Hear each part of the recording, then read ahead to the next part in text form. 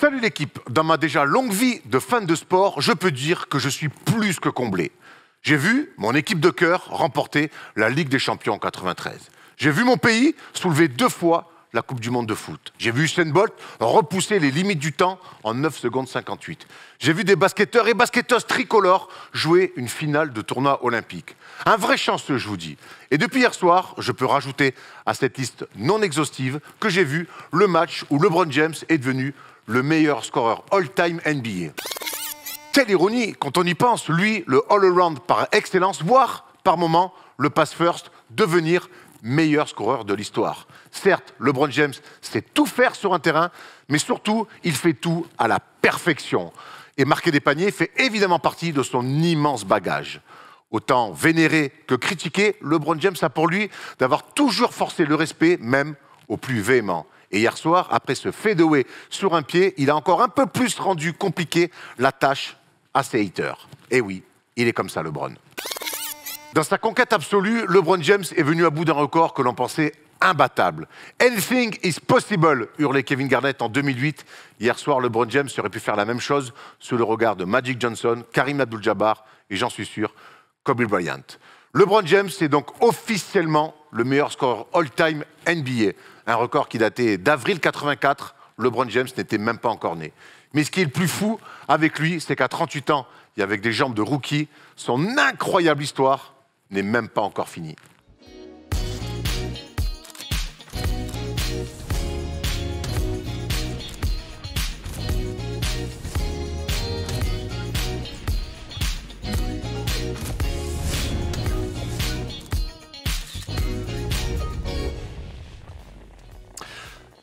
Salut l'équipe, on n'est pas jeudi, mais c'est quand même le First Day Show. Et oui, LeBron oblige, on ne pouvait pas attendre un jour de plus avant de parler de ce qui s'est passé hier soir. Il y a eu beaucoup d'émotions. LeBron est officiellement devenu le meilleur scoreur all-time NBA.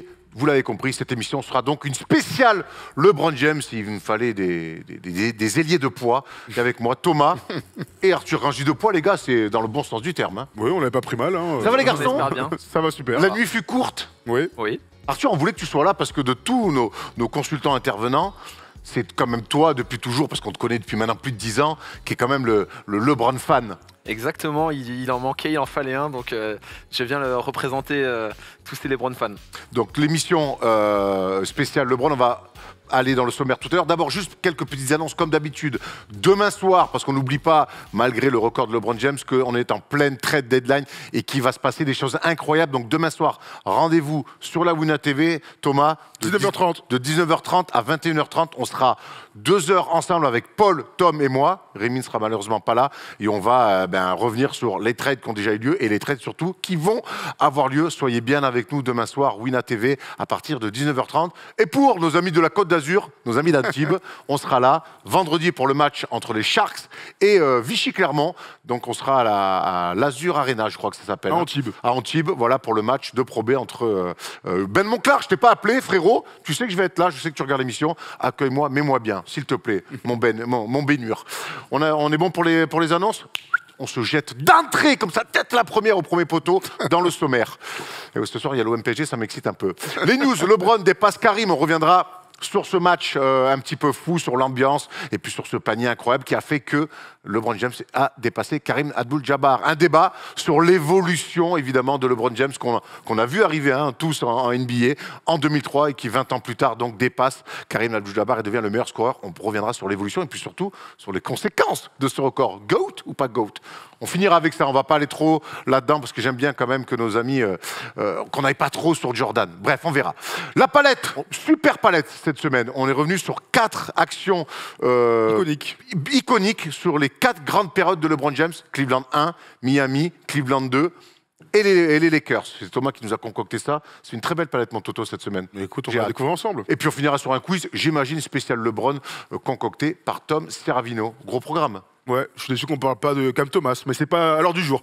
Lundi, bien sûr. libre antenne, on viendra évidemment sur Cam Thomas qui m'avait déjà fait chialer l'année dernière à New York en mettant un feu incroyable au Garden.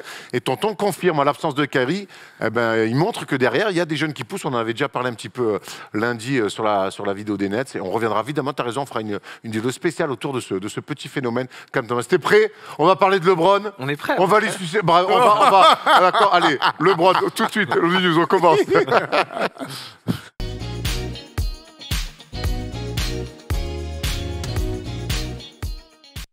Hier soir, donc, OKC se déplaçait comment ça s'appelle? J'arrive jamais à m'y faire. À la Crypto.com Arena pour donc affronter les Lakers. Mais ça, finalement, c'est assez anecdotique. Cette belle victoire, on peut noter, la belle victoire d'OKC, 133-130. Important quand même. Anecdotique pour toi, hein, parce que moi j'ai bien l'aide, mais on n'est pas là pour parler de ça. Ils ont fait un très joli match, nos amis du Thunder. L'importance de cette soirée, c'est que donc LeBron James est devenu le meilleur scoreur all-time. On va revenir un petit peu sur l'avant-match et sur l'atmosphère qu'il y a eu. Dans quel état vous étiez, vous, sur l'avant-match, un petit peu? Ce qui était particulier, c'est que c'était pas 8 points qu'il avait à mettre ou 12 points. Là, c'était 36 ou 36 points. Donc, ça reste quand même une marque qui est assez importante. On sait que s'il se met en mode, il va pouvoir les mettre, notamment accélérer dès le premier quart-temps et tout. Donc, voilà, on savait pas trop comment se mettre. On voit que rapidement, il est dans le scoring et surtout qu'il y a une grosse attente au niveau du public. Hein. Moi, je pensais pas que dès le premier panier, ça allait être la fête, un petit peu comme le dernier game de Kobe au Staples Center contre Utah. Donc, assez particulier, mais voilà, il est excité. On savait que ça allait arriver assez rapidement, donc top. Il y avait beaucoup de hype, de toute façon. Il y a beaucoup de hype. Ça fait déjà depuis une semaine qu'on en parle. Nous, on est grainé depuis, je sais pas, les 200 points, 300 points, match après match. Mais depuis qu'il est sous les 100, on sent que ça se rapproche. Et tout le monde avait ciblé cette rencontre-là. Donc il y avait 69 points, je crois. 63, bref, il y avait un peu plus de 60 points sur les 2 derniers matchs. On disait, est-ce qu'il va le faire à domicile? Nous, on se posait la question, sans rien vous cacher, qu'il le fasse hier, parce que sinon ça nous mettait un peu dans la mouise. Mais il y avait quand même le match des Bucks vendredi soir. Donc pour l'image, on parlait de choses iconiques. Contre les Bucks, l'équipe de Karim, la première équipe de Karim face à Yanis, il y avait aussi une belle histoire à raconter. Bon, ce qui est bien, c'est qu'il n'a pas attendu et qu'il a été très agressif dès le début. Mais je te rejoins complètement. On a vu le prix des places qui ont explosé ces dernières semaines, ces derniers jours. On a vu le parterre de stars. Tout le monde était là pour ça. Voilà, donc Jay-Z, la famille, le machin. On sentait, quand tu comprends de qui il y a dans la salle, tu sais que c'est ce soir ou jamais. Quand tu vois son arrivée habillé comme ça, tu sais qu'il va tout faire pour mettre 40, sans aucun doute. Et on reviendra sur sa prestation d'ici quelques temps. Moi, je veux qu'on reste un petit peu sur l'atmosphère. T'as raison, Arthur, il y avait une ambiance de fête. Et chaque fois qu'il touchait la balle, finalement, on a l'impression que les gens étaient venus là pour voir LeBron battre le record et quelque part la victoire ou la défaite, elle est passée à côté, tellement à côté qu'ils ont perdu, qu'ils ont fait un petit match derrière les Lakers. Mais cette manière, dès qu'il touche la balle, le public, quand il met du temps à marquer le premier panier, il se passe 4-5 minutes, il rate, c'est un premier tir à 3 points qui va le lancer dans le match. La réaction du public, on a l'impression que c'est un buzzer beater dans un match de play-off. Ah non, c'était un truc de fou et ça s'est pas arrêté. Et quand il a le coup de chaud à 3 points au 3e quart-temps, là, on a l'impression que ça va jamais s'arrêter, qu'il va même partir sur 50, 60 points.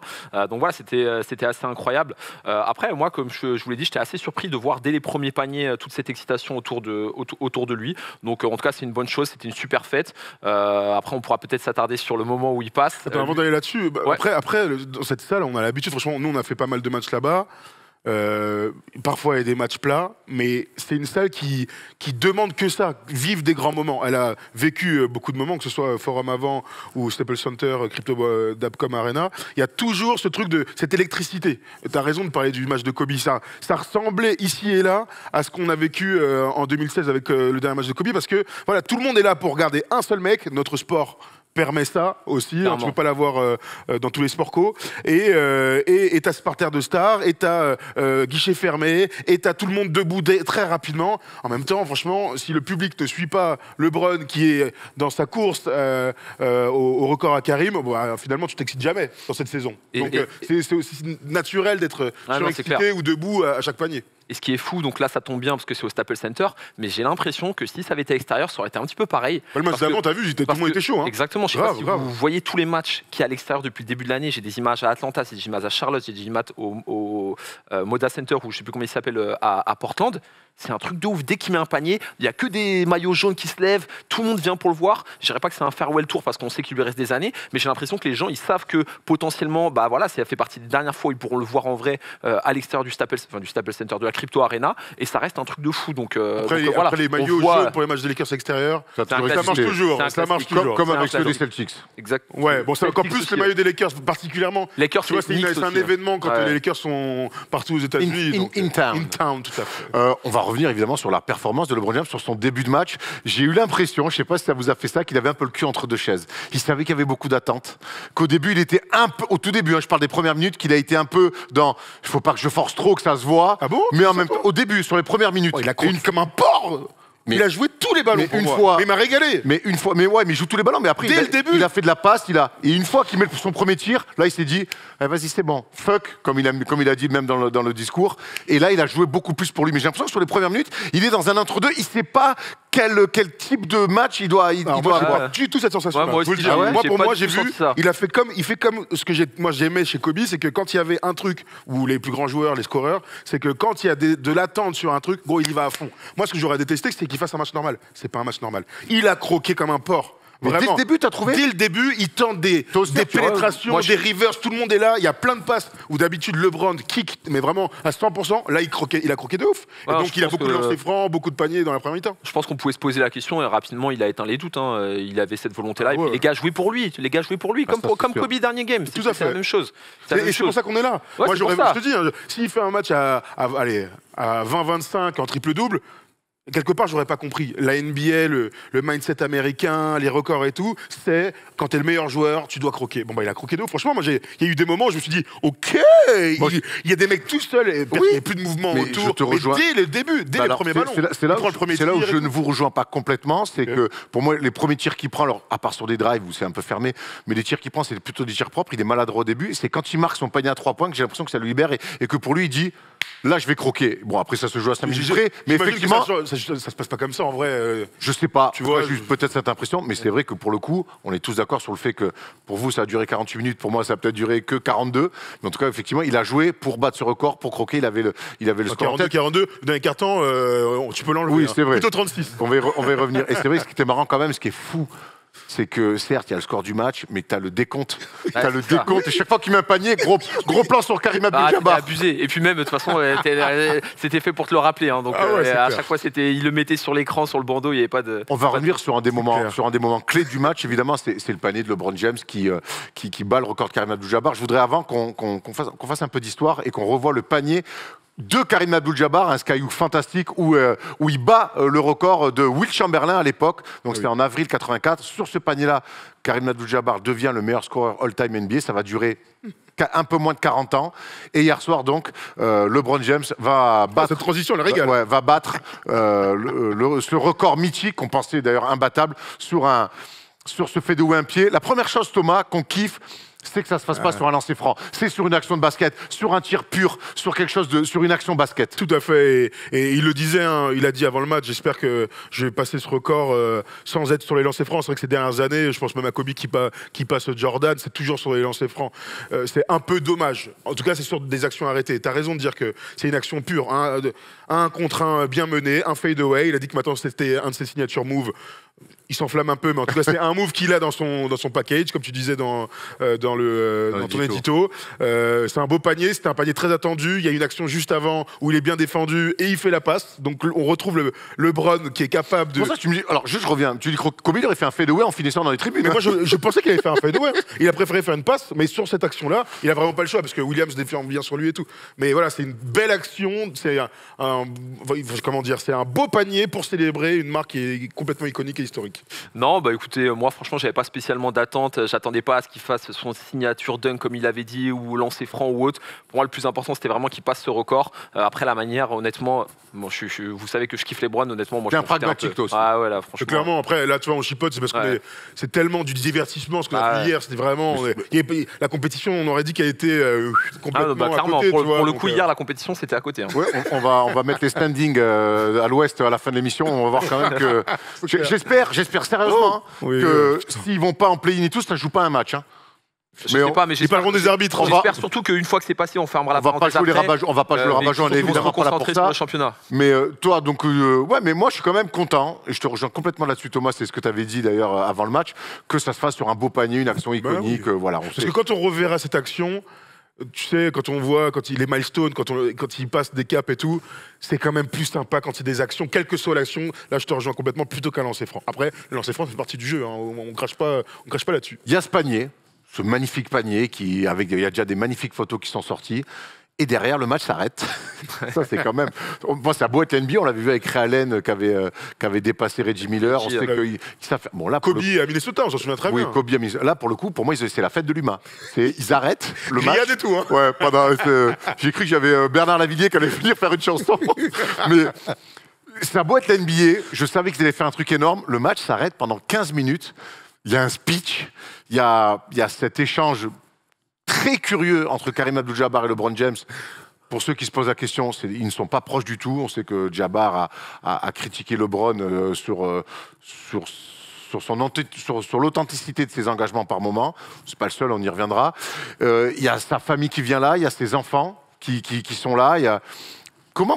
Arthur, qu'est-ce que tu as pensé de ce moment-là assez lunaire? Moi, j'ai trouvé ça lunaire. Franchement, moi, j'ai pas trouvé ça lunaire. Pour moi, c'est normal. On savait que ça allait se passer. On a pris l'exemple de Ray Allen qui dépasse Reggie, de Curry qui dépasse Ray Allen, je crois que c'était au Madison Square Garden. Pour moi, c'est normal. Ça a duré 15 minutes. Franchement, je vais te dire honnêtement, ça aurait duré un peu plus longtemps, ça ne m'aurait pas étonné. Je dis pas que c'est bien ou que c'est une mauvaise chose, mais c'est la NBA, c'est le show, c'est une promotion énorme pour le basket. On sait que la ligue, c'est du business. Si ça avait été une marque pendant les playoffs, j'aurais peut-être un peu moins compris. Mais là, pour moi, c'est tout ce qu'il y a de plus normal. Bravo à la NBA. Après, là où j'ai trouvé quelque chose d'un petit peu bizarre, c'est effectivement la relation qu'on connaît qui est un peu bizarre avec Karim Abdul-Jabbar. Froide, ils ne s'aiment pas particulièrement, ça on le savait. Il y avait des déclins un peu catastrophiques ces derniers temps. Je trouve personnellement, au-delà du fait d'aimer de LeBron ou pas, je trouve que Karim Abdul-Jabbar est un peu vieux jeu de temps en temps sur la NBA, sur le monde d'aujourd'hui. Voilà, donc ça c'est un petit peu, c'est pas gâcher la fête, mais on peut s'interroger. En tout cas, pour moi, cette pause, elle est normale et même ça aurait duré plus longtemps, bah écoute, pas de problème. Elle fait partie du jeu, ça, je te rejoins complètement. On parlait de divertissement, c'est exactement ça. Et c'est impossible que. On regardait presque le match pour ça. On regardait presque le match. Pourquoi presque? T'as regardé beaucoup de matchs des Lakers à 4h du mat? Non, j'ai l'impression. Et comme tout le monde était debout à ce moment-là parce qu'il y avait ce moment. On s'y attendait. Voilà, clairement. Moi, j'ai eu beaucoup d'émotions sur les minutes qui arrivent, quand ça monte, et qu'il a son coup de chaud dans le troisième. Beaucoup d'émotions quand il marque, beaucoup d'émotions. J'ai adoré sa célébration et tout. Par contre, cette cérémonie, elle m'a complètement... tout est retombé d'un coup, quoi. Ça, c'est quelque chose que je pouvais pas prédire. J'ai regardé ça en me disant... Bon, ok, Adam Silver, il sort de nulle part. Karim, la relation, tu regardes un peu les visages. Il y a les enfants. Il célèbre pas du tout avec ses coéquipiers. LeBron, moi, c'est un truc qui m'a marqué. Il n'est pas du tout allé checker ses gars, tu vois. Il est allé de son côté, mais il n'y a eu aucun... Il n'y a rien eu avec ses coéquipiers, ça m'a... Finalement, quand le match a repris juste avant, let's win this game, etc. Ok, il va voir ses gars, mais il met du temps. Ça reste une marque individuelle, mais t'as une équipe et tout. J'aurais préféré ça. Bon, voilà. C'est pas mais moi, c'est ce qui après, on fera un jour un bilan général. Moi, c'est ce qui m'a coupé l'émotion. Moi, j'étais hypé de fou sur l'avant-match. Sur le début du match, quand il marque le panier, j'ai l'impression, enfin, c'était pas qu'une impression, je me dis, je regarde un morceau important de l'histoire de la NBA. C'est-à-dire que je pourrais raconter à mes gamins un jour que j'ai vu LeBron en direct passer Karim Abdul-Jabbar, je trouve. Et derrière, quand ça commence à célébrer, et c'est pas la célébration qui me gêne, c'est plus la manière de célébrer. C'est que tu as raison, pour moi, il se coupe complètement de son équipe. C'est les derniers qui va aller voir, qui va aller checker. Derrière, on aurait dit un assistant réel au Energy Music Award. Toi, les enfants, venez, tout était déjà prévu, tout était déjà... Et encore les Américains prévoient tout. Après ça, c'est leur qualité. Et encore une fois, alors c'est vrai que le speech et le truc avec Karim Abdul-Jabbar accentue encore plus ce côté fake et trop écrit d'avance. J'aime, moi, dans ces moments-là, qu'on laisse un peu de part à l'émotion et au vas-y, qu'est-ce qui vient, tu vois, après, il y avait l'émotion, à l'improvisation. Ce qui est sûr, après improvisation dans plein match, tu peux pas le faire, mais non, mais l'improvisation émotionnelle. Il n'y avait pas d'émotion, en tout cas pour LeBron. Il était très, très, très, très ému. Moi, je l'ai trouvé hyper ému. Et moi, tu vois, ce que tu dis par rapport au parterre de stars qui est venu checker, le fait que tout le monde rentre, c'était cadré, etc. Pareil, c'est des choses, c'est normal que ça soit timé. Et aujourd'hui, LeBron James, au même titre que très peu de personnes sur cette planète, vous pourrez peut-être dire que j'en fais trop, mais ça fait partie de cette liste. C'est des gars qui n'ont pas des vies normales, qui sont sur d'autres strates, comme Jay-Z, comme des présidents, qu'on le veuille ou non. Et donc, moi, tu vois, qu'il fasse son truc avec ses coéquipiers après, ouais, si on est un puriste du sport, si on est un puriste des émotions, ça peut faire un petit peu bizarre. Mais au final, pareil, c'était attendu. Et c'est limite anecdotique. Attention, vraiment, encore une fois, moi hier, je voulais voir ça. J'ai vu ce que je voulais voir, c'est-à-dire voir un mec rentrer dans l'histoire sur un record c'est significatif d'être le meilleur scoreur NBA dans cette ligue où il faut mettre des points qui est accentué par les stats à fond. J'ai vu ça par un mec que j'ai vu arriver en 2003. Donc tout ça, moi, il y avait une espèce de boucle qui se bouclait autour de LeBron. Et j'ai eu ces frissons-là de le voir. Quand je l'ai vu célébrer au début, saut de l'émotion instantanée. Derrière, je trouve que parfois, mais il est comme ça aussi. Il contrôle un petit peu beaucoup les choses et ça me coupe un peu par moment de l'attachement que je peux avoir sur les choses. Moi, je peux comprendre. Mais c'est même pas un reproche, c'est juste un feeling. Ouais, bien sûr. C'est juste un feeling. Mais par contre, la cérémonie, évidemment qu'il faut qu'elle soit là et qu'elle existe. Et d'ailleurs, avec Abdul-Jabbar, les discours sont très froids. Dès qu'il est là, derrière, on le voit au micro qui dit « fuck, merci à tous ». Voilà, là, je retrouve un peu, voilà, là, j'ai envie de me rapprocher un peu de lui parce que j'aime ce côté un peu, c'est pas prévu, les mots me manquent.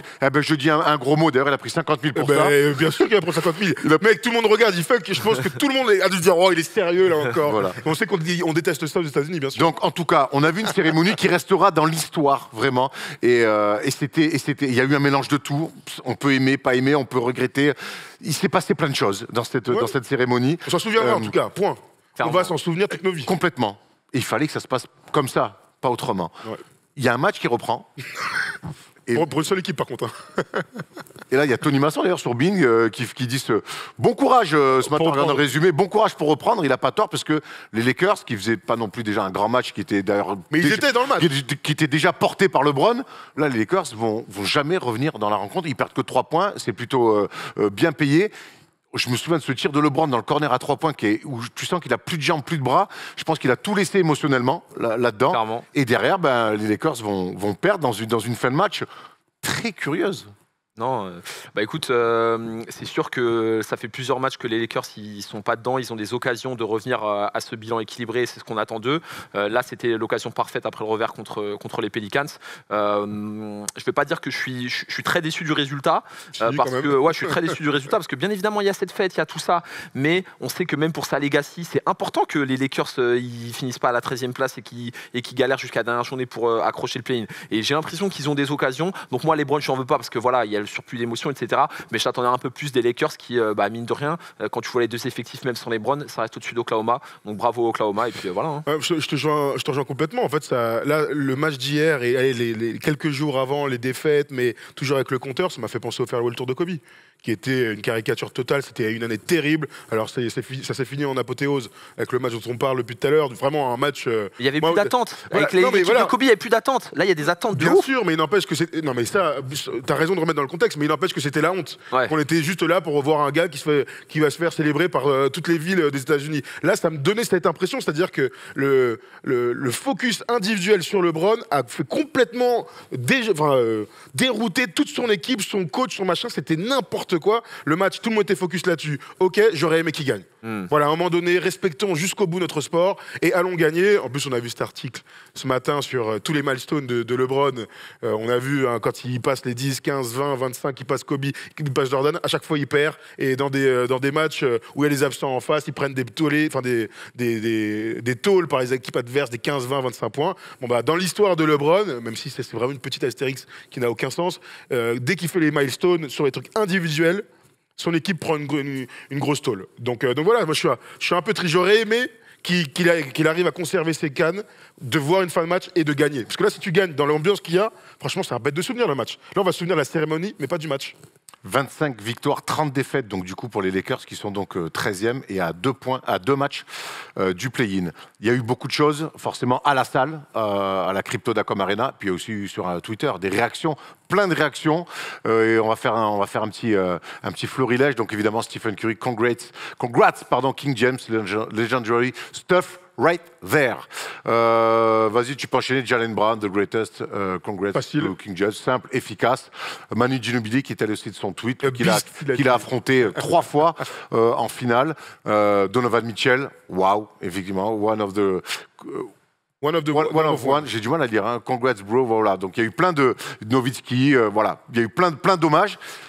Et il y a eu ce tweet quand même qu'on a vu ce matin. Improbable, incroyable d'Enes Kanter, donc Enes Freedom désormais maintenant, qui met donc le nombre de points, 38 388 points, 0 morale, 0 valeur, 0 principe, 0 empathie, et il y a un salut, une révérence à la Chine. Celui-là, il est incroyable. Hein. Tu l'avais vu passer? Franchement, je viens de le voir. Il est fou, celui-là. Honnêtement, ça m'étonne pas d'Enes Kanter. Après, si tu prends... Enfin, chacun, on sait qu'il est hyper politisé, etc. Donc voilà, ça m'étonne pas particulièrement. Je pense qu'il faut remettre dans son contexte. Voilà, LeBron, c'est un Américain. Il a sa vision des choses. On peut ne pas être d'accord sur sa vision, sur ses valeurs, etc. Il n'empêche qu'il fait quand même pas mal de choses. Donc voilà, c'est un point de vue. Moi, je ne vais pas plus m'exprimer ça parce que ça reste trop politique. Et puis voilà, moi, je pense qu'il faut s'arrêter aux joueurs, apprécier ce qui peut se faire à côté. Et puis voilà. Ce qui est sûr, en tout cas, c'est qu'on a vu sur Twitter, mais voilà, pendant le match, on a vu le nombre de vidéos enregistrées à l'avance. Joe Biden, notamment, a parlé. On a vu Magic, on a vu Drake. White, on a vu Drake qui a fait sa petite blague avec des meufs derrière, etc. C'était aussi le moment de célébrer l'un des leurs. Quand tu parlais d'élite, on est exactement là-dedans. Que ce soit des potes ou des gens, des potes très proches ou des gens de la sphère NBA ou du monde sportif ou du monde médiatique. Voilà, donc bravo à la NBA, encore une fois, autour, ils ont été exceptionnels. Et on pourrait finir aussi sur la super pub Nike, en mode gospel, pour retracer les 20 ans d'histoire, d'amour entre la NBA, LeBron et Nike aussi. C'est une très belle pub que nous ont offert les gens de la virgule. C'était une belle soirée NBA. Historiquement parlant, sportivement parlant, on en a parlé, mais en tout cas, historiquement parlant, c'était quand même un match qu'il faut voir en direct. Il n'y en a pas toujours beaucoup en saison régulière, mais ça faisait partie quand même de l'histoire. Et c'est vrai que j'aime beaucoup cette comparaison au même titre que le match de Kobe face au Jazz avec ses 60 points après une saison où il avait ramé quand même toute l'année. On a fait le tour sur cette news un petit peu particulière. Maintenant, on va ouvrir le grand débat autour de LeBron James, de son évolution, lui, qu'on a vu arriver en 2003 et qui en 2023 est toujours un monstre sacré.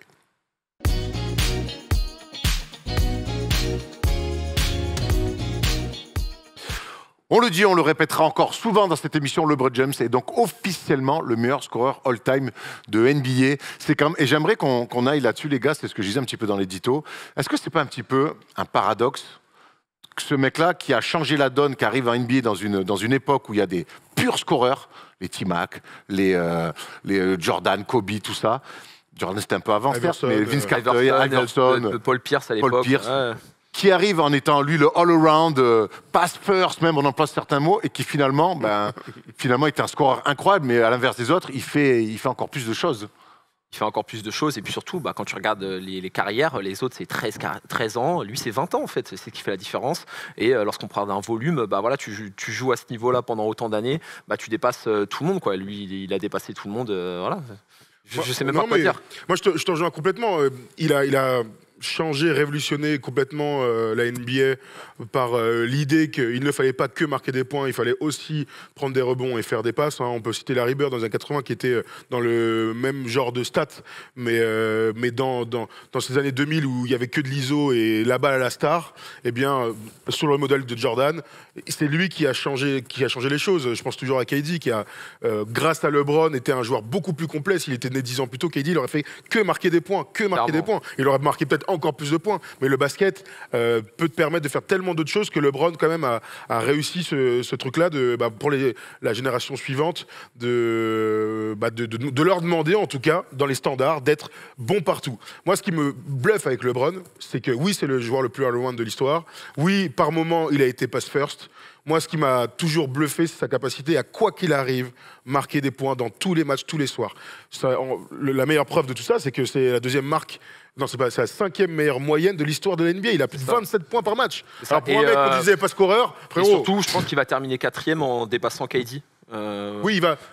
Parce qu'ils ont 0,04 de moyenne, un truc comme ça. Et je pense que KD, là, il a encore 1 ou 2 années au top. Et après, il va poursuivre sa carrière avec des moyennes plus basses. Alors que LeBron, sur ces âges-là, il aura augmenté. C'est mon point de vue. Et je crois que même Elgin Baylor, il est pas si loin.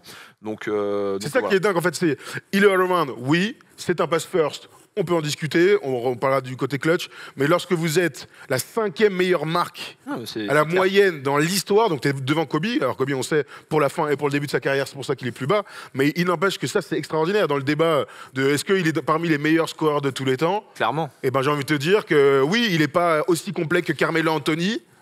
Dans la palette, encore que, on peut en discuter. Il n'empêche que si tu mets 30 points par match avec que des lobes main droite, frérot, ça fait partie du jeu en fait. Mais est-ce que finalement ce côté scoreur, c'est au fur et à mesure de sa carrière qu'on s'est dit, oh oui, en fait c'est un scoreur, parce que c'est vrai que quand on le comparait à d'autres scoreurs purs, on disait oui, il est moins scoreur, mais alors qu'en fait... C'est quoi mon scoreur? Il n'est pas moins scoreur. Pour moi, il n'a pas été moins scoreur. Non, jamais. C'est juste qu'il a scoré et il fait plein d'autres choses. 20 saisons. Il y a une seule saison où il est en dessous des 25 points, c'est sa saison rookie. Il est toujours au-dessus des 20 Tout points. le reste, il est au-dessus de 25 et il fait 3 saisons à plus de 30 points. C'est un extraordinaire scoreur, point. C'est un extraordinaire scoreur. Il n'y a pas de débat. Il n'y a rien d'autre à dire. Cette première saison, il doit être à 20 ou 1, il passe direct à 27, sauf aux morts. Et ce qui est très intéressant, parce qu'on a vu l'évolution, là pour le coup, LeBron, on l'a vu arriver et on va le voir finir. L'évolution, on va voir la short chart de LeBron quand il est rookie, et on va voir la short chart de LeBron cette saison. Et ça prouve bien que quelque part, il y a eu aussi une évolution dans ce mec-là. On voyait qu'il était beaucoup sur le drive, notamment, avec des tirs un petit peu partout. Et que finalement, maintenant, aujourd'hui, 20 ans plus tard, il arrive à peut-être avoir des zones à lui plus de confort. Disons que ça, c'est l'évolution du jeu, purement simplement. Je pense que si on fait l'écart pour tous les autres joueurs, on sera sensiblement sur la même chose. Oui, aujourd'hui, LeBron a compris qu'il fallait soit être très très fort sur le drive, soit tirer à 3 points. C'est une évidence. En revanche, dans son style de jeu, pour aller plus loin que la shot chart, quand il était jeune, il a toujours eu des fade-away, des trucs. Il était vachement délié, il tentait des trucs. Dès son premier match face aux Kings, on voit qu'il a un mid-range, qu'il a des moves. Sur son premier panier, c'est un panier short corner à 0 degré, super dur, etc. Non, ce qui est dingue dans son évolution, c'est qu'il a toujours été plus costaud et donc toujours très fort sur le drive, mais que sa fiabilité dans les grands moments à mi-distance, lors de son deuxième passage aux Cavs, là tu vois qu'il y a une vraie différence entre le LeBron jeune et le LeBron d'après. Voilà, moi c'est vraiment là, comme Kobe 8 et 24, LeBron c'est un peu ça aussi, c'est Cleveland 1, Miami et Cleveland 2 et Lakers. Exactement, et ça passe par la maturité qu'il a eue, les échecs. Tout à l'heure, tu disais que toi, ce qui t'a marqué sur sa carrière, c'est le fait qu'il ait amené ce côté all-around. Moi, ce qui m'a le plus marqué, c'est qu'il a toujours su répondre aux attentes, en fait. Quand on connaît tous l'interview, où il est interviewé par, je me rappelle plus quel journaliste, avant son passage en NBA, on lui dit « Est-ce que tu serais pas un bust si t'es pas Hall of Famer ?» Et lui dit « Non, non, je le serais pas et tout, mais je vais devenir Hall of Famer. » Mais la pression que t'as quand t'as 18 ans, et au fur et à mesure de sa carrière, on lui a pas mis des bâtons dans les roues, mais on l'a questionné, on a mis des doutes sur son virage. On l'a attendu au virage. Et en fait, il a toujours su répondre. Moi, c'est ça qui m'a toujours impressionné. Et c'est pour ça qu'aujourd'hui, je pose même plus de limites. Tu vois, moi, si tu me dis, est-ce que potentiellement ils peuvent gagner 1, 2 titres, je te dis, j'en sais rien en fait. Je vais pas te dire oui, je vais pas te dire non. Je vais juste te dire, j'en sais rien. Est-ce que c'est pas le genre de l'histoire, je connais la réponse, qui a eu le plus la pression? Bah oui. Mais du day one où il est rentré en NBA jusqu'à aujourd'hui. Bah oui, clairement, tu peux même envelopper presque plus que Kobe, plus que Jordan, plus que Shaq. Mais Kobe, on le met complètement. Il n'y a même pas de débat, quoi. Il n'y a même pas de débat. Non, mais si on le compare avec le top 10 de la liste qu'on a vu, c'est une évidence. En fait, il est arrivé aussi à l'ère, et il en a profité quelque part, mais il est arrivé à l'ère du début des réseaux sociaux. Voilà, on montait des gens pour le next Jordan, etc., etc. Je te rejoins, tu as raison de dire qu'il a répondu aux attentes, il a fait plus que ça. Être le famer, c'est déjà un truc de ouf. Aller gagner 4 titres de MVP, 4 titres de champion, avec les échecs qu'il a connus, etc. Ne pas péter les plombs, en fait. Tu vois, on a souvent ce débat, Erwan, sur Miami, est-ce qu'ils auraient pu faire mieux et tout. Moi, je dis toujours, faire 4 finales et 2 titres en 4 ans, c'est sensationnel. Et regardez ce qui se passe avec ce qui s'est passé là avec Brooklyn. Si tu mets en perspective les attentes, admettons qu'elles soient les mêmes, admettons, il y a une équipe qui passe une seule fois un tour en 3 ans, une autre qui va 4 fois en finale. Donc c'est la preuve que LeBron, que ce soit collectivement ou individuellement, a toujours répondu aux attentes. Il y a eu des petits accros ici et là, mais sur la totalité de sa carrière, sur la longévité, c'est le joueur le plus fiable de l'histoire en fait. Tout simplement, à part en finale. Ça c'est son problème. Hein. Bah oui, bah, tout le monde ne tombe pas contre les Warriors aussi. Hein. Mais tu vois, c'est le joueur le plus fiable.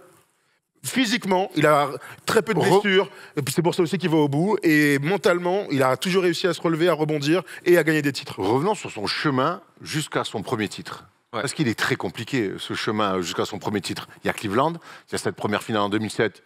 C'est génial, il amène des mecs en finale NBA. Toi et moi, quand même. Hein. Ouais. Ils ont pas pris Arthur parce que c'était trop fort. Quand même. Trop fort. Il amène ces mecs en 2007 en finale face aux Spurs, donc pour le coup. Et là, pour le coup, ce qui est fou, c'est qu'on va retenir... Peut-être nous les premiers, moi le premier peut-être à l'époque.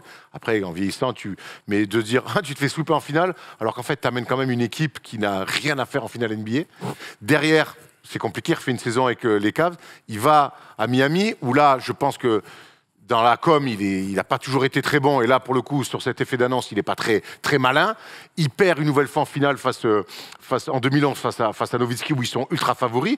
Ça peut être déjà là un tournant pour lui dans le fait de... Gros, en fait, tu parles, tu t'annonces, tu te annonces le choose one, tout ça. Et là, ça aurait pu être aussi déjà un virage. Et finalement, il va réussir à gagner et faire un back-to-back. Non, mais...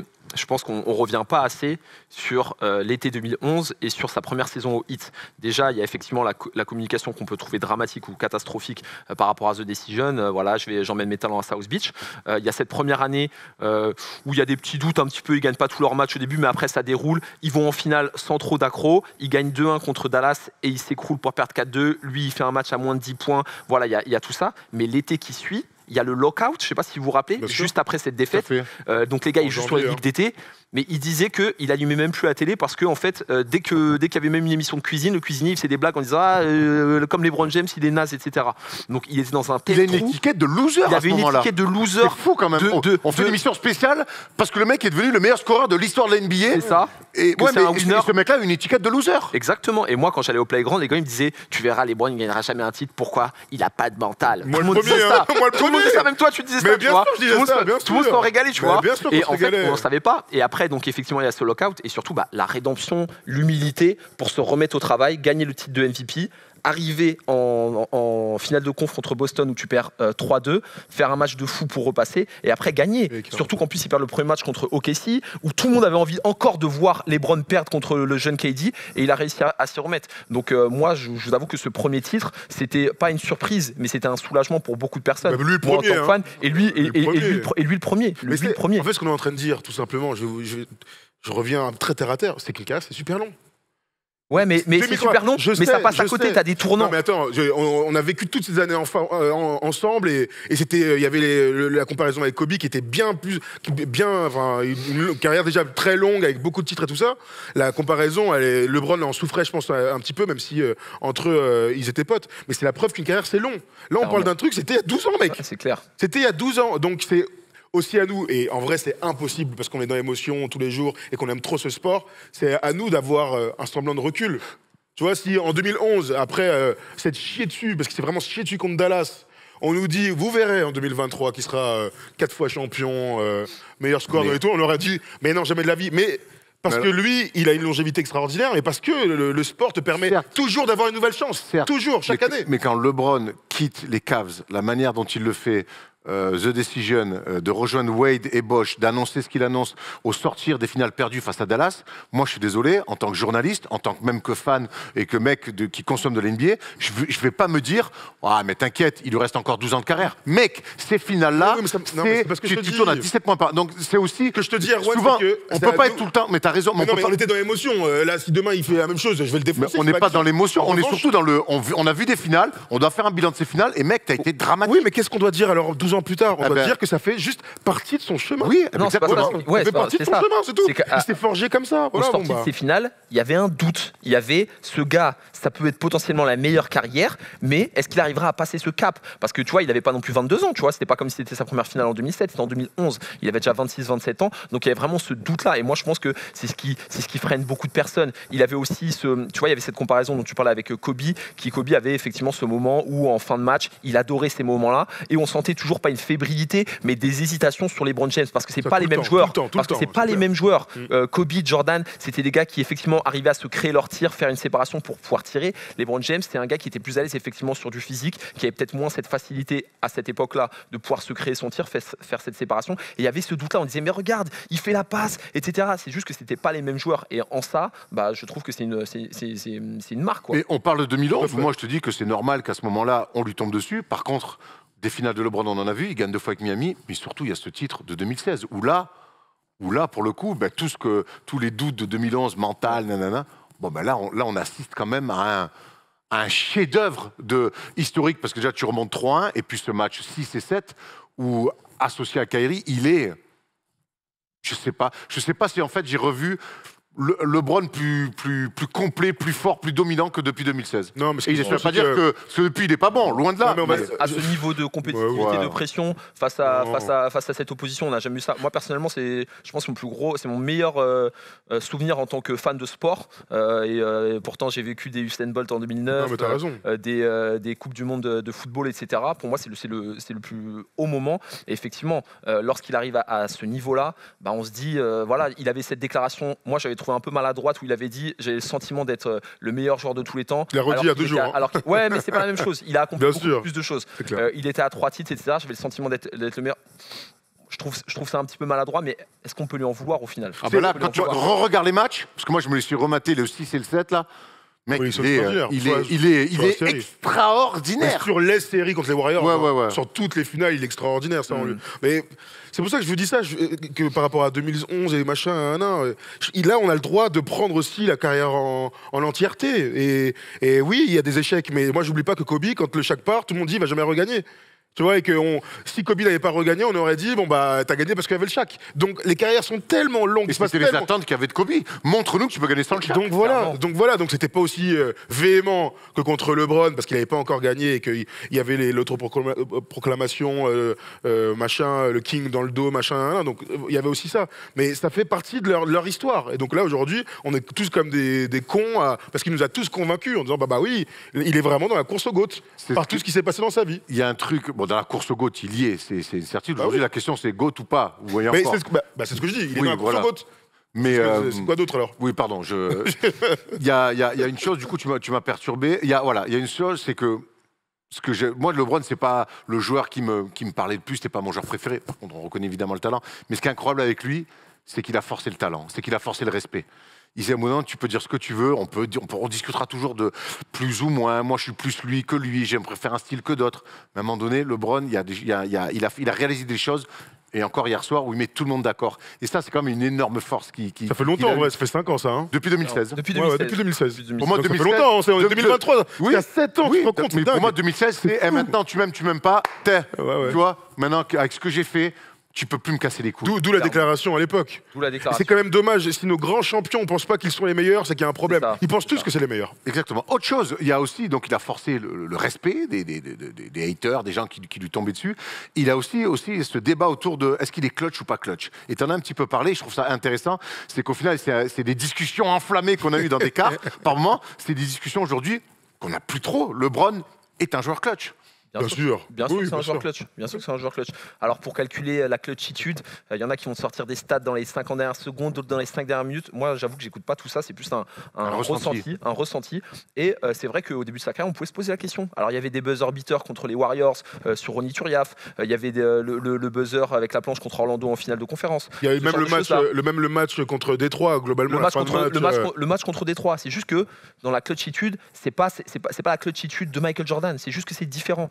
Pour moi, aujourd'hui, c'est un joueur clutch. Il n'y a plus de débat. Mais peut-être qu'au début, on pouvait se poser la question. Mais c'est juste que c'était d'une manière différente. Donc, il y a le truc dans la bulle, il y a le match dans la bulle où il fait la passe à Danny Green, où on en a 1000 fois débattu, et on pourra encore en débattre aujourd'hui, on ne sera pas d'accord, mais on est tous déçus à ce moment-là qu'ils ne prennent pas le fil. Mais est-ce que c'est pour ça qu'il est pas clutch? Non, attends, est-ce que c'est pour ça qu'il est pas clutch? L'inversion de clutch, elle se passe à un moment, les gars. Deuxième passage à Cleveland. Il a 5 buzzers, beaters en playoff. Il n'y a personne qui a ça dans l'histoire. Et regarde, Kobe, tout le monde s'accorde pour dire que c'est le joueur le plus clutch avec Jordan. Il fait la passe à Ron Artest en 2009 ou en 2010. Ouais, mais c'est largement avant dans le match. Non, mais je veux dire, le passage des Cavs, il a un nombre de tirs clutch en playoff. À Chicago. À Chicago, contre Toronto, il en a plein. Il y a un moment, en 2018, il enchaîne, bon, il abuse aussi. Donc, oui, il est clutch. En tout cas, on peut plus dire qu'il est pas clutch. Avant, on avait ce débat-là parce que oui, c'est vrai qu'il avait tendance à faire des passes, il avait tendance à rater ici et là, etc. Mais en fait, les joueurs sont tellement forts qu'ils sont clutch. Mais il évolue. Tu vois, on dit que Carmelo Anthony était plus clutch que LeBron. Là, aujourd'hui, s'il y a un dernier tir, vous donnez la balle à Carmelo Anthony en finale NBA par rapport à LeBron. Je donne à LeBron tous les jours. Je donne à LeBron. Déjà, si tu veux donner un ballon une balle de match à Carmelo en finale NBA, va falloir chercher bien profond sur le banc et voir peut-être monter un peu plus haut dans les tribunes. Mais non, mais puis je trouve que ça fait partie, sans dire qu'il a toujours été clutch ou qu'aujourd'hui il est. Moi, je trouve surtout qu'il y a eu une évolution de ce mec-là. Et quand je reparle de ce match dans la bulle où il fait cette passe à Danny Green, qui est un bon choix, un mauvais choix. Après, je pense que chacun vit le basket de sa manière. On était surtout tous très frustrés qu'il ne la joue pas pour lui. Voilà, c'est pour ça. Ouais, mais je pense anecdotique et en plus il gagne et tout. Pour moi, ça s'est tellement joué avant. Il a réussi à. Moi, enfin, vous savez combien j'ai détesté LeBron à un moment donné et tout. Ah bon mais à un moment donné. Gros, il m'a convaincu sur tous les aspects où j'avais des doutes. Donc le mental de tueur, le côté clutch, le côté gagner des trucs, il est trop fort. Bon, voilà, c'est un des meilleurs joueurs de tous les temps, si ce n'est le meilleur, sur tous les aspects du basket. Point. Tu vois, voilà, c'est tout. Et sinon, il serait pas meilleur scoreur de toute manière. Exactement. Dernière chose, puisqu'on a fait le tour, là, ce qui est cool avec LeBron, c'est que c'est pas fini. Et qu'est-ce qu'il peut encore espérer réaliser LeBron qui n'a jamais été réalisé? Par exemple, scorer plus de 40 000 points en NBA. Easy, non? Easy, hein. Qui serait une marque un petit peu ronde. Et puis rejoindre le top 3, le podium des meilleurs passeurs de l'histoire aussi. On sait que John Stockton est intouchable. Alors c'est 38-390. Hein. Que Magic, la première ligne. 38-390, mon top. Que Magic à la passe est un petit peu long aussi. Mais voilà, être meilleur scoreur de l'histoire, être sur le podium des meilleurs passeurs. Voilà. Il ira tranquille, hein, moi je pense qu'il n'y a pas de raison. Mais surtout, et là, moi, j'espère vraiment. Et j'ai des doutes, comme dit Arthur, je lui dirai pas oui, je dirai pas non, mais j'espère quand même que malgré ce record-là, qui le classe, et ça va être la dernière question, j'espère qu'il a encore envie et qu'on va lui donner les moyens, que lui a envie et qu'on va lui donner, et qu'il va se donner les moyens d'aller gagner, au moins de faire une autre finale. On a tous envie de revoir LeBron James en finale. Voilà. Oh. T'es d'accord avec ça, toi? Moi, non, clairement. Alors là, aujourd'hui, c'est sûr que sa carrière, elle se termine maintenant. Moi, j'ai pas de mal à dire. Enfin, s'il y a des gens qui disent c'est le meilleur, ok, il n'y a pas de souci, on va peut-être en parler après. Mais moi, je pense que là, s'ils arrivent à se qualifier pour les play-in, on pourra peut-être dire que je suis optimiste, etc. Mais je pense que les Lakers, s'ils passent le play-in et qu'ils vont en play-off, je pense que c'est une équipe qui est absolument pas. Personne ne voudra les jouer. Hein. Personne ne voudra les jouer dans la conférence Ouest sur un format 4 matchs gagnants. Voilà, donc voilà, je suis un peu déçu de ce début de saison qui est très, très moyen, si on peut pas dire plus. Mais voilà, moi, si demain, tu me dis dans 3 ans, il a un titre en plus, ça me choque pas. Et hier, en conférence d'après-match, il a dit ce genre de soirée, de moments et tout me donne envie, moi, de jouer encore 2 ans comme ça. Je pense que je les ai dans les cannes et de jouer pour dans le championship. Donc voilà, c'est ce qu'il a dit hier. Moi, je vais vous dire un autre truc. En fait, vu ce qu'il a fait, les accomplissements, j'en ai plus rien à foutre qu'il aille en finale ou pas. Bien sûr que j'aimerais qu'il aille en finale pour les Lakers, ailleurs, avec son fils, les Knicks, pourquoi pas qu'il aille gagner un titre avec les Knicks. Mais la réalité des choses, c'est qu'il a déjà tellement accompli que ça ne changera plus rien. J'oublie pas les fins de carrière des joueurs qu'on a préférés. Hein. J'oublie pas les Wizards de Jojo. Il va pas en play-off, il est blessé, c'est compliqué. J'oublie pas les 2-3 dernières années de Kobe aux Lakers. Ça, c'est vraiment les joueurs qu'on a préférés. Alors, est-ce que LeBron sera capable, en première option, d'aller en finale ? Point d'interrogation. Est-ce que LeBron sera capable, s'il faiblit un peu, d'être 2e, 3e option d'une équipe? On peut penser à Tim Duncan, par exemple, avec les Spurs. Point d'interrogation. Dans tous les cas, qu'il aille à 40-10-10, c'est individuellement qu'il va continuer à créer la legacy. De toute façon, j'y crois pas trop à ce qu'il arrive à être 2e ou 3e option. Donc voilà, il a déjà fait tellement que j'ai plus d'attente collective par rapport à lui. Dernière question. On va revenir évidemment sur ce record ultra historique, ultra symbolique. Est-ce qu'aujourd'hui, avec ce record, ça fait de lui le GOAT? Est-ce que ça change quelque... Est-ce qu'aujourd'hui, il n'y a plus de débat? Écoute, je vais répondre. Vous savez que je suis fan de LeBron et je le porte dans mon cœur, je kiffe et tout, il n'y a pas de souci. Il y a deux types de fans. Il y a ceux qui ont des œillères et ceux peut-être un peu plus objectifs. Moi, c'est mon joueur préféré. Pour moi, Jordan est au-dessus. Pour moi, Jordan est au-dessus parce que à la fin, moi, si tu mets les stats et les accomplissements, les volumes, tu vas tout de suite dire que c'est LeBron, tu vois, sans les deux titres. Mais après, quand je vois les carrières, je vois LeBron qui a un titre de meilleur scoreur, je vois Jordan qui en a 10, je vois LeBron qui n'a pas de titre de défenseur de l'année, je vois Jordan qui en a, je vois Jordan qui a plus que écrasé son championnat sans aucun doute possible. Il a plus de MVP. Là où LeBron l'a jamais fait quelque part. Comment? Là où LeBron n'a jamais... Ouais, mais à ce point-là en tout cas. J'ai l'impression que Jordan, sa carrière était plus courte, mais il a tout pris pendant qu'il était là, tu vois. LeBron, ça a été plus étalé, c'est deux carrières qui sont différentes. Et Tony Parker a dit quelque chose d'hyper intéressant il n'y a pas très longtemps. Il a dit, LeBron, c'est celui qui a la meilleure carrière. Par contre, Jordan, c'est le GOAT. Et en fait, j'ai pas grand-chose à ajouter. Pour moi, pour l'instant, tu vois, James gagne 1 ou 2 titres, ok, allez, pour moi, il passe devant. Mais là, il y a les...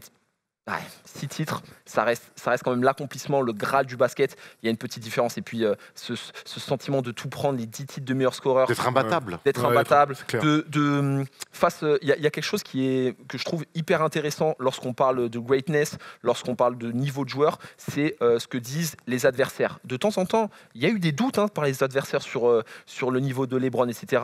Jordan, il n'y a jamais eu de doute. Les gars, dès sa 2e, 3e saison, non, Jordan c'est plus fort, laissez tomber, etc. Donc voilà mon sentiment globalement pour cette réponse. Je te rejoins complètement. Moi, en tout cas, ça ne change pas mon classement. Jordan est toujours premier et LeBron numéro 2, ça, il n'y a pas de doute. Ce qui est sûr, c'est qu'il fait un pas de plus, quoi. Tu vois, nous, ça fait depuis quelques années, il y a de plus en plus de monde qui disent que LeBron est passé devant.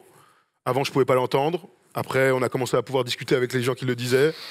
Là, tu viens me dire que pour toi, c'est le GOAT et tout. Bah ouais, je l'entends. Pareil, moi, ça me choque pas. Tu vois, voilà. Mais avant, ça nous choquait. Ouais. Maintenant, ça me choque plus. Non, donc, c'est déjà encore un nouvel accomplissement dans la tête de tout le monde. Depuis le titre des Lakers, même si c'est pas le plus beau, moi, les gens qui me disent LeBron c'est numéro 1, pas de souci. Avec ce genre de marque là, avec tes meilleurs scores de tous les temps, et sachant qu'on rappelle, mais il y a quelques mois déjà, il était meilleur scoreur, playoff et saison régulière. Hein. Là, c'est meilleur scoreur de l'histoire de la NBA, on en fait un pataquès, mais c'est que la saison régulière. Quand on prend les deux, c'est déjà LeBron, le meilleur scoreur de l'histoire de la NBA. Après, moi, j'aimerais ajouter quelque chose. J'ai l'impression qu'on reproche souvent à LeBron son ratio en finale. Moi, honnêtement, c'est un truc que j'ai jamais compris. J'ai jamais compris. Parce que tu perds 6 ou 7 fois ou même 10 fois en finale. Mais en fait, c'est aller en finale autant de fois. Oui. Et c'est quoi le mieux? Damien Lillard disait, tu préfères perdre au premier tour des playoffs ou perdre en finale? T'as raison, mais le problème, c'est que LeBron James, on le compare pas à Damien Lillard. Ouais. On compare à Michael Jordan. Je dis que c'est Damien Lillard qui avait dit ça. Oui, c'est ce qu'il dit. Je comprends, mais le problème, c'est que LeBron James, dans les grandes discussions de GOAT, on le compare pas à Damien Lillard. Ouais, mais du coup, dans ce cas-là, Jordan n'a fait que 6 finales. Ouais, mais il gagne les 6. Et tu parlais d'ogre, tu parlais d'imbattable, ce sentiment de dire, putain, on va jouer Jordan en finale, même si les Drexler, les Malone, ils voulaient lui casser la gueule, ou les Knicks même avant, parce que c'était compliqué. Il y avait ce truc de... Et Barkley, qui était un tueur à gages, quand il perd avec Phoenix, il dit... en fait, il est imbattable. Et ce truc-là, LeBron l'a jamais eu. Mais par contre, dans l'accomplissement et tout, et j'aime beaucoup la phrase de Tipeee qui dit ça, c'est que dans l'accomplissement, certainement, mais je pense que dans le côté, et pour moi, c'est pour ça que c'est un sport co, et que pour moi, le but ultime du basket, c'est de gagner, c'est d'avoir des titres collectivement. C'est de gagner, c'est le Graal. Après, il y a plein de choses autour. Le scoring, la passe, le contre, être all-around, tout ça, être leader, tout ça, peut-être que LeBron est supérieur à Jordan. Mais à un moment donné, le but ultime, quand on fait un 3-3 à la Hoops Factory, quand on joue un N3, c'est de gagner, c'est de monter, à ce truc-là de gagner, le but final, comme dit Jacques Monclar, la stat la principale au basket, c'est le plan de shot à la fin, c'est d'avoir un point de plus que l'autre. Et ça, Jordan, il l'a toujours fait. Donc du coup, si je t'entends, il le dépassera jamais. Ah, mais pour moi, Jordan est numéro 1 et le GOAT. Maintenant, LeBron, comme dit Arthur, il lui reste 2 ans, peut-être 3 ans à jouer. S'il gagne 1 ou 2 titres, parce que LeBron a un truc que Jordan n'a jamais fait, c'est de gagner avec 3 équipes différentes. Ça, moi, c'est des stats. Tu vois, quand tu dis que LeBron se rapproche de Jordan, et je peux discuter, et j'adore discuter de ça, parce qu'il y a plein d'arguments pour ou contre, et après, il y a aussi une question de sensation, de ce qu'on aime. De notre âge aussi. De notre âge, de génération, même s'il y a des mecs de ma génération qui sont pro-LeBron. Ils sont relous d'ailleurs. Voire même anti-Jordan. Aujourd'hui, il faut arrêter d'être anti-LeBron ou anti-Jordan. Il faut kiffer les deux. On argumente comme on peut, mais pour moi, gagner avec trois équipes différentes, devenir meilleur scoreur de l'histoire, Donc effectivement, aujourd'hui, après, Il se regarde presque dans les yeux, quoi. Exactement. Ce qui est déjà énorme. Et on fera, quand LeBron aura fini, parce que finalement, on Tu n'arrête pas vois, de je faire ça. dis, c'est Parce fou. que t'es Il va jusqu'à gentil, 25 ans, 25 ans de carrière. Tu dis 2-3 ans. Moi, l'année prochaine, il tourne à 30 points, ça me choque pas. L'année d'après, il tourne à 30 points, ça me choque pas non plus. Hein. Moi, ça me choque déjà qu'il tourne à 30 points. Même si c'est LeBron, je me dis merde. Hier, quand je le vois sur des transitions, courir et tout, Ça reste le mec le plus physique du terrain. je me dis, c'est Comment c'est incroyable. possible? Tu sais ce qu'il a dit, hein? Il a dit, je suis plus en forme aujourd'hui que quand j'étais rookie, qu'à mon année 5, 10, parce que je suis 10 fois plus prêt physiquement. Après, Donc en fait, ça peut l'amener, c'est dans la tête, quoi. Parce que physiquement, il va tenir. C'est ce qu'il a amené. Putain, Il y a Kobe qui a amené, je trouve, à la NBA au global, L'envie de travailler. cette envie de progresser. travailler Oui. poussée à l'extrême. Mais le travail. LeBron a amené le professionnalisme un peu plus large, tu vois, peut-être moins sur le travail acharné. Tim Grover, il disait qu'il en avait marre de l'entraîner tellement il restait à la salle et tout. Le professionnalisme individuel. Individuel, Voilà. mais C'est avec ça, je mets le tout en côté ordre pour être le meilleur. nutrition, Voilà. le côté récupération, etc. Je pense qu'il a amené ça et il a NBA. Et aujourd'hui, tous les joueurs font ça. On voit les étés, on voit leurs vidéos, on voit Ja Morant les étés. Pour moi, ça, c'est les fils un petit peu de LeBron James sur ce côté-là. Parfait les gars, on a été très complet sur LeBron et on pourra en faire encore. Mais on va en faire encore puisqu'on a une super palette. C'est la palette.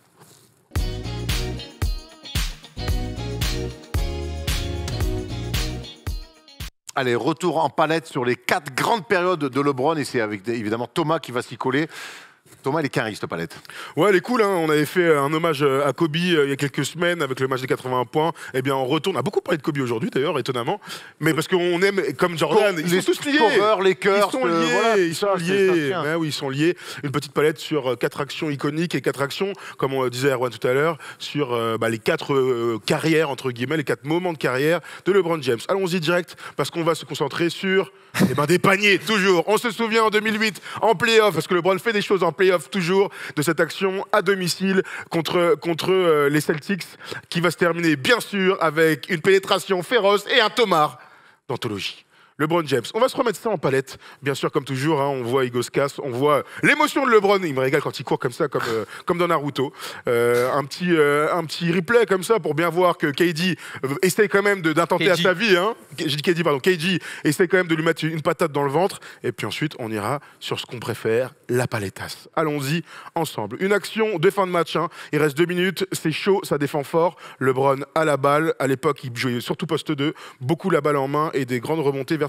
Paul Pierce défend sur lui. On va regarder à l'opposé. Varejao va remonter pour lui faire un semblant d'écran. Je dis semblant parce que regardez, un petit focus, un petit zoom.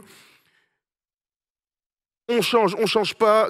Kevin Garnett le prend. Paul Pierce va se dépatouiller avec l'écran de Bobby Gibson et va se retrouver face à LeBron. On aime, et on commence par ça, qu'il n'y ait pas des changements qui ne veulent rien dire comme dans le basket d'aujourd'hui. On voit Kevin Garnett qui est proche de Paul Pierce, qui se demande un peu, il se balade. Bon, qu'est-ce qu'il fait? Je sais pas. Paul Pierce est loin de LeBron. Joe Smith, on se souvient du vieux Joe Smith qui vient lui poser un pick and roll. On regarde dans l'aide, ça c'est James Posey qui est un pas dans la raquette, pour ne pas dire plus. LeBron commence à faire son move. Il passe Paul Pierce. Et là, la force de LeBron, on n'en a pas du tout parlé aujourd'hui. C'est la vitesse et c'est le dribble. Regardez ce dribble. Il est out. Tac, tac.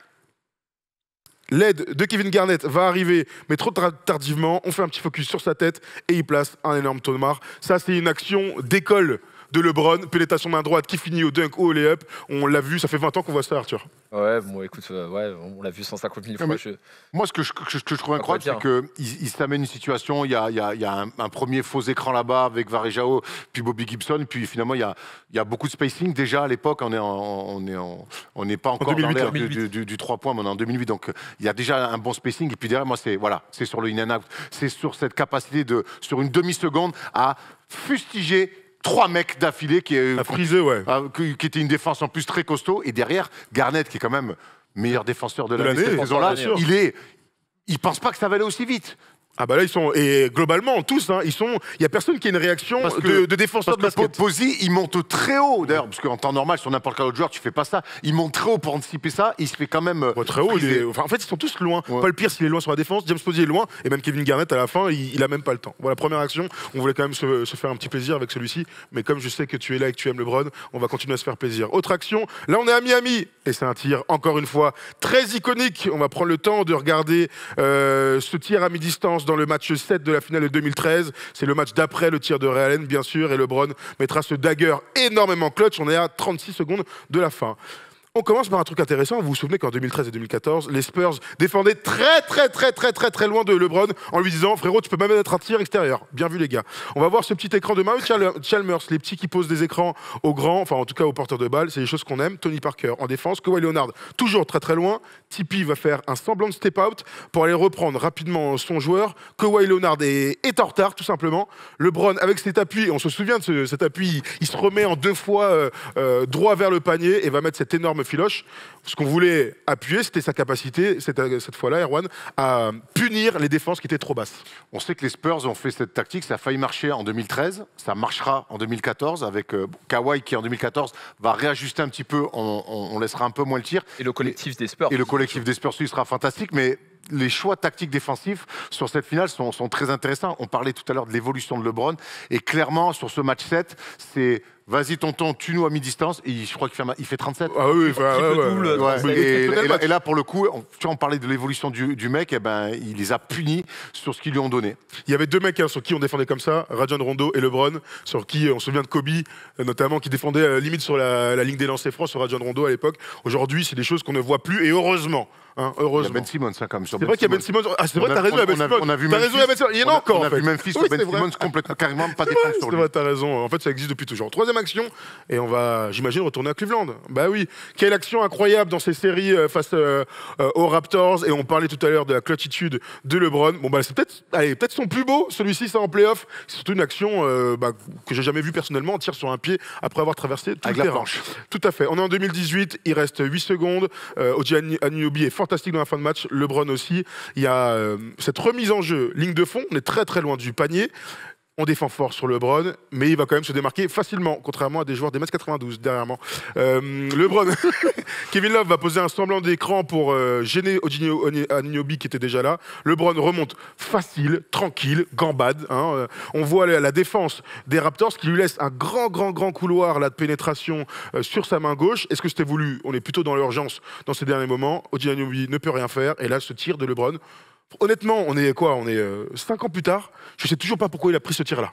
C'est un truc de ouf. Je pense que là pour moi, ça, on a souvent loué, Arthur le dit souvent, c'est que LeBron est un joueur en forme, toujours au top niveau. Ça, pour prendre des tirs comme ça, pour trouver l'équilibre sur pied opposé, c'est qu'au bout d'un moment, tu as des abdos qui te montent jusqu'à la gorge et que tu es en pleine possession de tes moyens. Pour moi, ça, c'est une prouesse technique et une prouesse physique. T'es d'accord avec ça, Arthur? Ouais, sur cette. Oui et non, tu vois, j'ai l'impression qu'il prend surtout ce que la défense lui donne. Il est sur une transition, il n'a pas envie de s'arrêter, il prend la balle ligne de fond. Je dis pas que c'est prévu, il veut pas faire ça, mais en tout cas, à un moment donné, on lui donne un peu ça et il arrive à en faire ce qu'il fait parce que techniquement, il est au top et que physiquement, il est fantastique. Après, je trouve que la défense elle est permissive. La défense est beaucoup trop. En fait, il fait ce qu'il veut et c'est pour ça que je vous dis qu'il gambade. Il gambade. À aucun moment, on lui demande de faire. En fait, tout est très délié naturel. On va pas lui enlever. Je reviens toujours dans des moments comme ça. On va pas refaire l'histoire, mais je reviens dans des moments comme ça. Tu as LeBron sur le terrain et à égalité, reste 8 secondes. Ok, je peux me faire punir, mais pas par le meilleur joueur sur le terrain. Lâche des aides à l'opposé, oblige des mecs à prendre des tirs compliqués. Bref. Après, il met un tir gros. Il met un tir d'exception. Bah ouais, c'est toujours pareil. Hein. C'est parce que il est le ou l'un des plus grands joueurs de tous les temps. Il y a 99,7% des autres joueurs de la planète qui ratent ce tir-là. Anunoby, il est dessus, hein, quelque part. Mais quelque part, le pied inversé à reculant et tout, c'est indéfendable. En plus, il a toujours maîtrisé son petit step back. On pourrait imaginer qu'il se... Enfin bref, il a mis bravo LeBron. 4e action, une action encore une fois iconique. Alors on n'est pas en finale NBA cette fois-ci. On se bat au play-in pour les playoffs. LeBron face aux Warriors dans une salle vide du Staples Center à l'époque. Énorme filoche à 3 points parce que LeBron est clutch et tire de partout sur le terrain. On va revoir cette action incroyable. Tu sais que je me souvenais de ce tir, j'avais oublié qu'il était si loin. Et que sa prise d'appui était aussi difficile. On regarde LeBron donc qui va aller chercher KCP après un pick and roll. KCP se retrouve tout seul dans la raquette, mais la bonne aide. Alors c'est Draymond Green qui vient l'enquiquiner, comme il sait bien faire. Le petit zoom pour voir que les passes sont très difficiles. Caruso, elle est dure celle-là, elle est même impossible. Il y a Anthony Davis qui est dans le corner là-bas. Bazemore coupe bien la passe. Il ne lui reste qu'une passe à KCP. C'est celle de LeBron un peu lobée. Voilà, c'est celle-ci. Heidi est introuvable. Il va aller chercher LeBron James. Il y a de l'autre côté aussi à droite, c'était Wes Matthews, qui est bien coupé. Donc il y a celle-là à Caruso qui est difficile. KCP, en fait, rapidement, va aller chercher cette passe parce qu'il n'a rien d'autre. Là, Steph Curry, encore une fois, la défense est permissive, beaucoup trop d'aide. Il aurait plutôt été en overplay, il n'aurait pas pu faire cette place. Ça permet à LeBron de récupérer ce tir, de se mettre en appui et de lâcher une énorme filoche. Et je reviens encore une fois sur le talent des mecs, le talent greatness des mecs. Si c'est pas LeBron, on peut imaginer que ce tir soit raté. Pris peut-être, mais raté, ça c'est sûr. La capacité, déjà, moi, ce que j'aime dans ce dernier tir, c'est il n'y a pas si longtemps que ça. Donc, c'est l'évolution de LeBron, c'est clutch attitude. Et c'est le tir extérieur à 3 points qui n'a pas toujours été sa force première. On l'a vu hier soir, encore, il fait 4 sur 6 à 3 points. C'est devenu quelqu'un de fiable sur le tir extérieur. Et c'est un mec à bosser. Et c'est ça que j'aime bien là-dessus. Clutch attitude et la fiabilité d'un tir extérieur très lointain. Mais ça, c'est du travail. Malgré le talent monumental du Gonze, c'est le taf. Ça, c'est sûr qu'il a bossé, sans aucun doute, notre bon LeBron. Donc voilà, 4 actions iconiques, 4 paniers dont on se souviendra longtemps. Et voilà, une palette sur LeBron. C'était clairement mérité. Ah oui, on n'allait pas faire autre chose aujourd'hui. Voilà, le mec qui fait un truc sur Cam Thomas aujourd'hui, il est chaud. Hein. Il y avait... Les 40 points, la série de 3 matchs de Cam Thomas a 40 points de plus. On fera une palette sur Arthur aussi, et sur sa saison. Est-ce qu'on aura les mêmes images, la même qualité d'image ou pas? On s'organisera. Ah putain, mais dépêche-toi alors. Il est très très adroit Arthur cette année. C'est vrai, t'es adroit en ce moment? Ouais, ça va. Pas moins les derniers matchs, mais sinon ça va. Ah ouais, tu te chies un peu dessus sur les derniers matchs? Ouais, c'est pas chier dessus, c'est être moins adroit. C'est Thomas, c'est très maniqué. Hein. Soit t'es All NBA, soit t'es une merde. T'as des bures de taureau, tu rates, t'es une merde. Mais Thomas, faut venir au match, mon gars. J'aimerais bien venir. Mais moi, alors déjà, Erwan est président, donc il y a quand même l'obligation d'être là à tous les matchs, c'est pas le cas. Mais comme tu le sais, malheureusement, les familles, je sais pas comment tu trouves du temps pour aller aux entraînements, aux matchs. Bravo, hein, et bravo à ta femme aussi.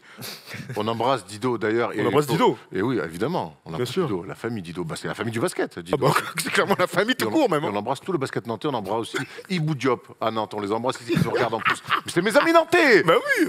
Génial, Nantes, quelle belle ville. Le quiz tout de suite, pas sur Nantes, je pense, mais plus sur LeBron James.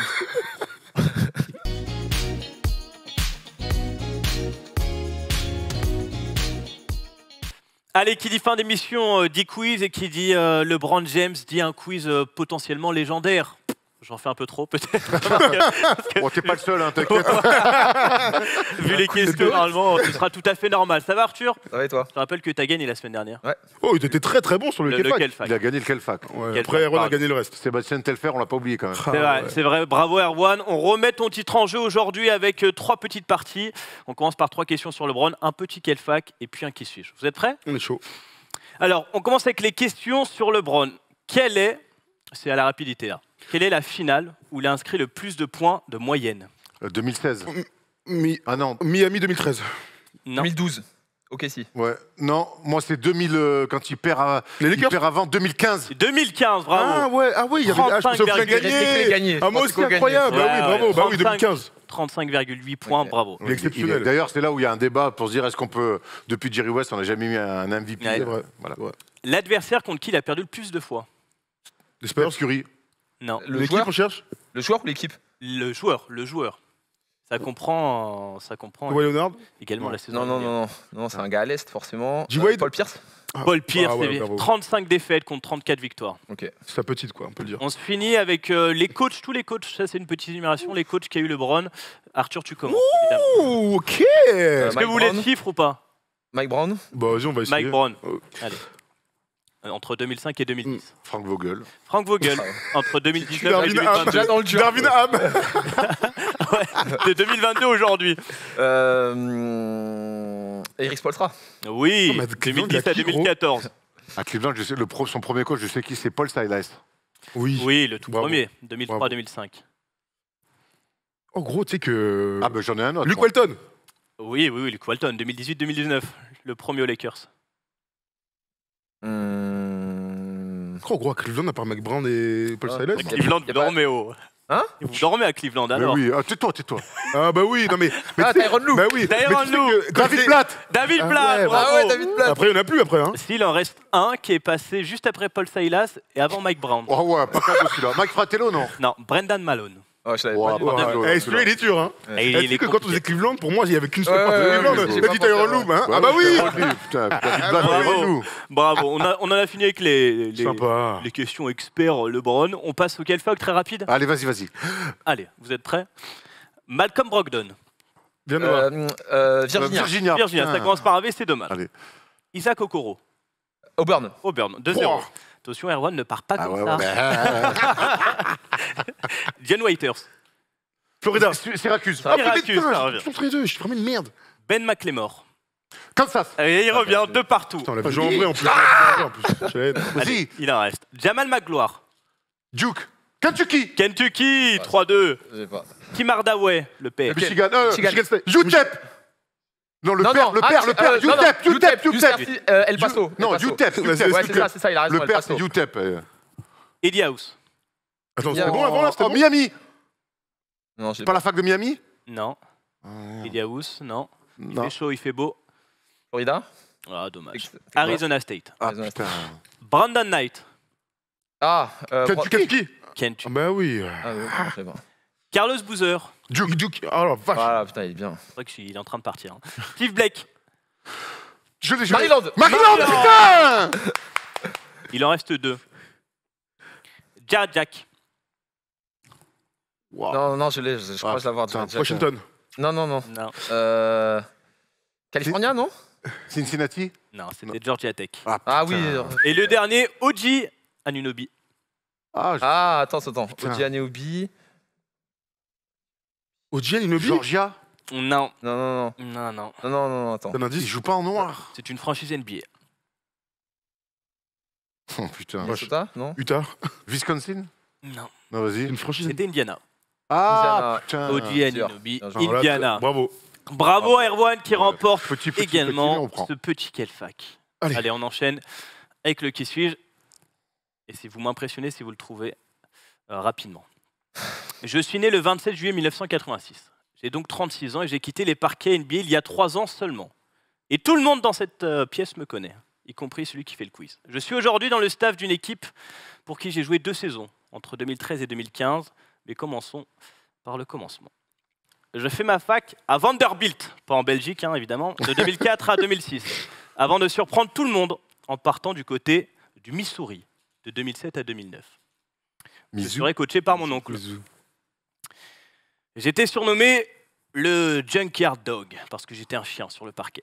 Ça me dit quelque chose, ça, putain. Comme Randy Foy lors du dernier quiz du First Day Show, je souffre aussi d'une maladie, un problème au foie qui demande une transplantation.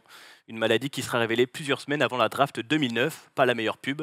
Rajoutez à ça une balle reçue dans la cheville lors d'une embrouille en boîte de nuit un soir de 2007. Je le connais, lui, putain. Je serai quand même drafté en 2009, chez les Grizzlies, où je resterai 2 saisons. Oh. J'aurai un tout petit rôle, 11 minutes de jeu en moyenne lors de ma saison rookie, et puis seulement 4 minutes lors de ma saison sophomore, où je jouerai surtout en D-League. À la mi-saison 2011, je suis tradé chez les Rockets, avec Ish Smith pour Shane Battier. 2 mois plus tard, je suis coupé en ayant joué 5 matchs pour 2,2 minutes de moyenne. Derek Black. Pardon ? Derek Black. Oui, mon début de carrière est compliqué et ça va l'être jusqu'en 2013. Après Houston, ce sera Denver pour une saison, puis le Jazz, où enfin je prendrai un rôle un peu plus sérieux. 2 saisons à presque 17 minutes de moyenne pour 6 points et 3 rebonds. 2 saisons qui nous amènent à la saison 2013-2014, saison où je me révèle. Dans cette nouvelle franchise, je rentre directement dans le 5 majeur. 73 matchs de joués, tous dans le 5, 32 minutes de temps de jeu pour 11 points, 5 rebonds et plus d'une interception par match. On termine avec un bilan négatif de 38 victoires et 44 défaites, mais on accroche le 8e spot des playoffs. On perdra la série en 7 matchs face aux Pacers de Ian Mahinmi. Mais quelque chose s'est passé dans notre équipe, si bien que la saison suivante, on termine avec le record de victoires. Bah, attends, mais il C'est est un où mec là d'Atlanta. Je suis toujours dans le 5, je grimpe à tous. Desmarais Carroll. Desmarais Carroll, bravo Desmarais Pas ce qu'on a Carroll. universitaire. J'étais sur un poste 4. Mais Ah ouais, là, coupé à ouais. l'intérieur. Oh, démarrer Carroll, Eh Missouri. oui. Oh la Tu vache. vois, si tu l'avais à Atlanta ou c'est... Non, c'est toi, grave. Ah ouais. Bel indice. J'étais pas du tout sur Parce qu'en Atlanta. fait, si tu me dis qu'après il va à Toronto, je le chope à ce moment-là. Eh ouais. mais putain. Ah ouais. Le bravo. LeBron stopper. Ah oui. Eh oui, c'est Tu pour vois ça pas, que je l'ai. Toronto si, le font c'est venir, mon gars, il le détruit en playoff. Le Bronto.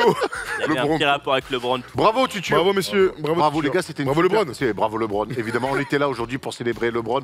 On se retrouve demain sur la Wina TV 19h30. Là, on a la sensation qu'il va se passer plein de choses Ça, c'est clair. sur ces dernières heures de la trade deadline. Et puis on se retrouve lundi pour la libre antenne comme d'habitude où on parlera évidemment de Cam Thomas qui nous régale côté net.